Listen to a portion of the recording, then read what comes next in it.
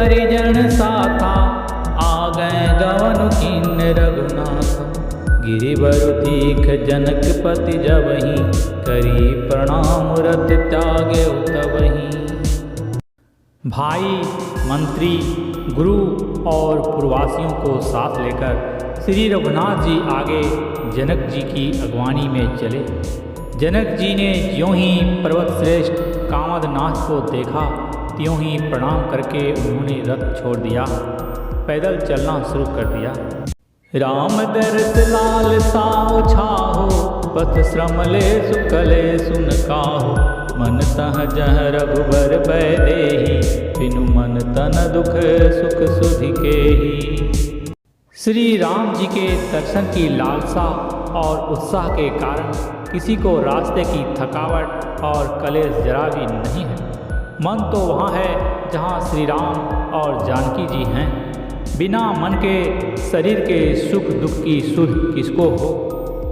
आवत जनक चले एहि भांति, सहित समाज प्रेम मति माति।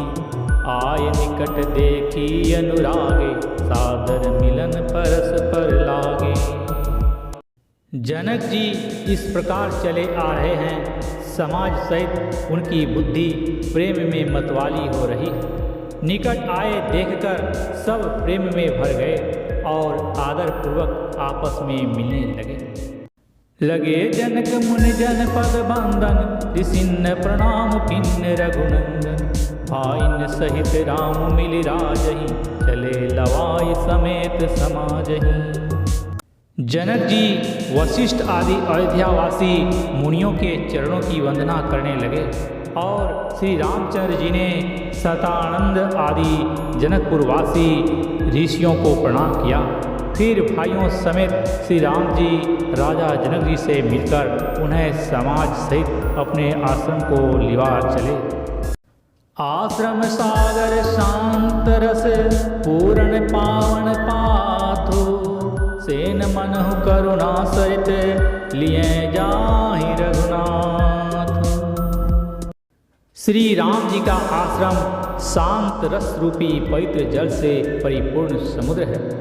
जनक जी की सेना मानो करुणा की नदी है, जिसे श्री रघुनाथ जी लिए जा रहे हैं।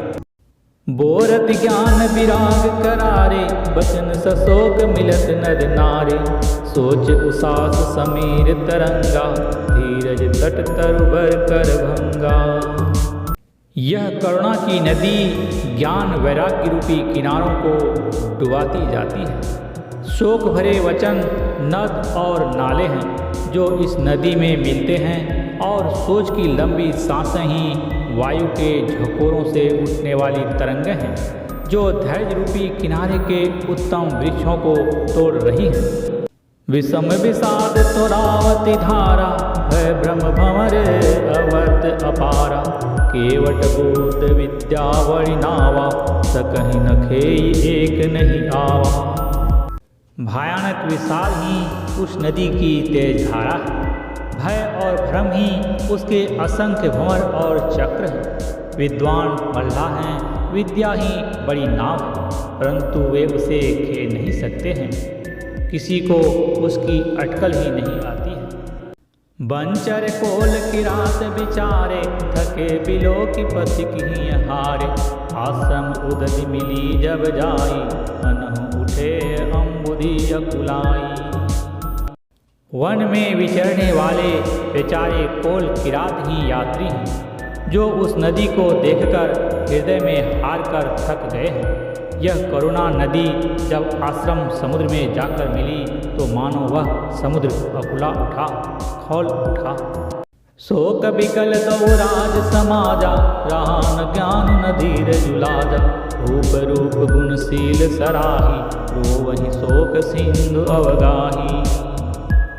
दोनों राज समाज शोक से व्याकुल हो गए। किसी को न ज्ञान रहा, न धीरज और न लाज ही रही। राजा दशरथ जी के रूप गुण और शील की सराहना करते हुए सब रो रहे हैं और शोक समुद्र में डुबकी लगा रहे हैं। अवगाहि शोक समुद्र सोचहि, नारी नर व्याकुल महा। दय दोष सकल सरोस बोलहि, वाम विधि किन्नो कहा। सुर सिद्धि तापस जोग जन मुनि, देखि दशा विदेह की। तुलसी न समरथु को जो, तरी सके सरित स्नेह की। शोक समुद्र में डुबकी लगाते हुए सभी स्त्री पुरुष महान व्याकुल होकर चिंता कर रहे हैं। वे सब विधाता को दोष देते हुए क्रोध युक्त होकर कह रहे हैं कि प्रतिकूल विधाता ने यह क्या किया। तुलसीदास जी कहते हैं कि देवता, सिद्ध, तपस्वी, योगी और मुनिगणों में कोई भी समर्थ नहीं है जो उस समय विदेह राजा जनक की दशा देखकर प्रेम की नदी को पार कर सके। किए अमित उपदेश जन, तह लोगण मुनि वरण। धीरज धरिय नरेश कहे, वशिष्ठ विदेह सन।